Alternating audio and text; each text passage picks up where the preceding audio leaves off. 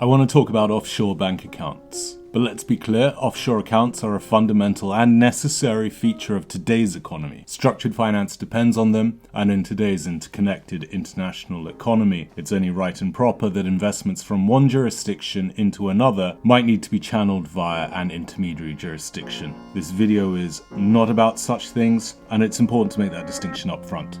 Because what I am talking about in this video is the use of offshore bank accounts as a means through which an account holder can protect or hide his or her wealth from creditors, ex-spouses, or tax and law enforcement authorities.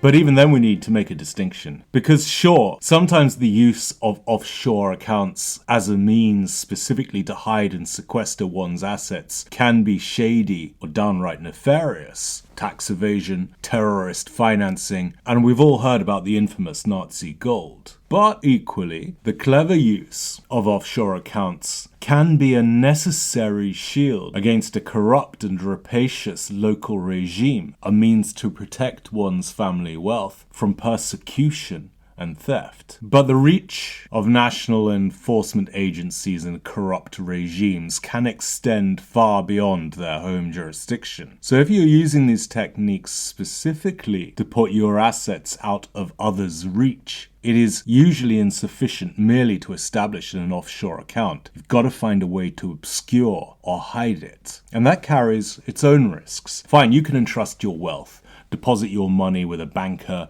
custodian, fund manager, or whosoever in some far-off land. And they can promise not to tell anyone about it. And you can ensure that there's no paper trail, no evidence linking you to your wealth. But doesn't that leave you vulnerable? What if the banker or whoever does a runner, or simply refuses to release your funds, return your wealth, and claims you never deposited or entrusted anything in the first place? That is what happened to the anonymous son of the Bosporan dignitary Sopaios in the 4th century BCE, if, that is, we are to believe his side of the story, which survives for us amongst the collected works of Isocrates. Welcome to Ancient Classics. The kingdom known as Bosporos was a Greek settlement in and around modern Crimea, a region that was mostly dominated at the time by the Scythians. The area was, as it has been throughout history, a huge producer and exporter of grain, and the kingdom of Bosporos had a well-established trading relationship with Athens. Many of the surviving speeches from 4th century Athens relate, in one way or another, to the financing of grain imports from Bosporos. Sopaios was a prosperous and politically influential member of the local Bosporan elite, who at one point seems to have been put in charge of the local military forces. Sopaios had, we are told, a close relationship with the Bosporan king, a certain Satyros, son of Spartacus. Not that Spartacus. Now, we all know that close relationships at court can often be precarious and unstable. But what of Sopaios' son, who is the focus of this video? Well, typically perhaps for the son of a very rich man, he had to do something with his time, see the world and learn how to navigate his own way around it for himself. So Sopaios hooked his son up with his trading contacts, gave him command of a couple of ships, loaded them up with grain and money, and sent him off to Athens. At Athens, the son of Sopaios, whose name we never actually find out, was introduced to the banker Pasion. Pasion is mentioned in several speeches. Originally a slave, he gained his freedom, took over, and then grew his former master's banking business, establishing himself as, it would seem, the preeminent banker in ancient Athens. Meanwhile, back in Bosporos, Sopaios fell out with King Satyros. He was accused of treason, arrested, and his assets were seized. King Satyros sent orders to Athens that the son of Sopaios should surrender all his wealth and should be extradited back to Bosporos if he failed to comply. So the son of Sopaios was in serious trouble. Luckily for him, Pasion, the friendly local banker, had a foolproof plan. Between them, Pasion and the son of Sopaios agreed the following. The son of Sopaios already had deposited a sizable sum with Pasion. The details details of which would presumably have been recorded by Pasion in his accounts and records. But note that there would have been no public registers of the kind that I discussed in my last video on the horoi, nor were the relevant deposit agreements or receipts witnessed by independent third parties. Then, in public, the son of Sopaios would agree to hand over to King Satyros' agents all his publicly disclosed assets. Meanwhile, the fact that he had deposited money with Pasion would remain secret. Furthermore, the son of Sopaios was to make it known that he had borrowed money from various creditors, Pasion himself and this guy called Stratocles, among others perhaps. In other words, the son of Sopaios could claim to King Satyros' agents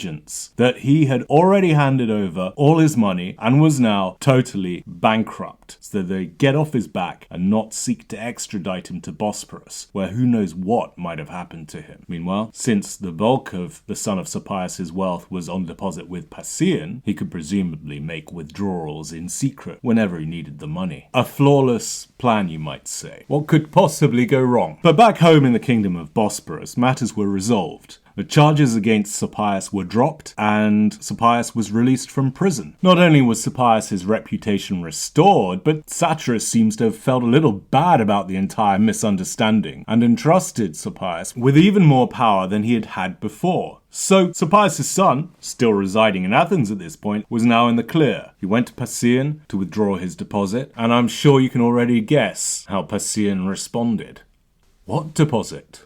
So the son of Sopaios was left with no option but to sue. And he had zero evidence to support his claim because he and Pasion had done everything they could to ensure the lack of a paper trail or any other evidence. Nonetheless, the son of Sopaios could afford the best counsel, and he commissioned superstar speechwriter Isocrates to write his speech for the law courts. And that speech number 17, Trapezitikos, about the banker or banking, has survived through the manuscript tradition, collected alongside 20 other speeches and other letters and fragments by Isocrates for us to read today. Now, Pasion's defense does not survive, and we don't even know what the verdict was. So everything I've just told you is all based on the son of Sopaios' side of the story, and it could all be total bullshit. Even so, the speech that Isocrates wrote is a valuable resource, and I've barely even touched on its details in this video. It's a key source for so many aspects of Athenian social and commercial life, banking practice, and law. It is, I believe, one of the main sources for the received truth that only slaves could be tortured in classical Athens, and that moreover, evidence from slaves was only admissible when extracted through torture. Actually, one of the son of Sopaios' core arguments in the absence of any material evidence or free witnesses is the fact that Pasion refused to hand over for torture his slave Kitos, who allegedly knew about the entire scheme, was proof that Pasion had something to hide. Of course, if we're going to take Pasion's side and humanize him, we might well point out that as an ex-slave himself, Pasion's motivation may have been to protect his trusted, albeit enslaved assistant from horrific torture. The speech also includes what I think might